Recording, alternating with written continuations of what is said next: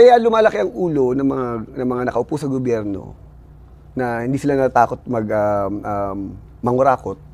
Kasi, pag nangurakot ka, ang gagawin sa'yo ngayon, sasampahan ka ng kaso. And then after that, makukulong ka. Alam naman natin yung mga nakukulong doon, hindi naman kasama doon sa Muntinlupa na naghihirap. Ang sasarap nga ng buhay ng mga nakulong.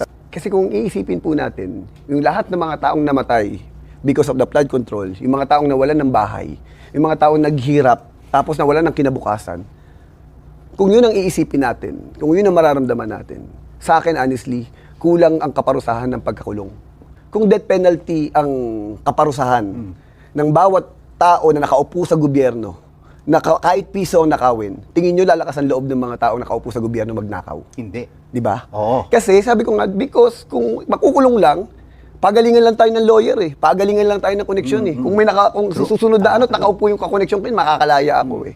Pero kung death penalty ang magiging kaparusahan, matatakot ang mga tao na bago sila, ay mga nakaupo sa gobyerno, bago ka magnakaw, mag-iisip ka muna ng 5 beses siguro o more than pa. At saka nakikita natin ito sa iba't ibang bansa, di ba? Sa China, sa Singapore.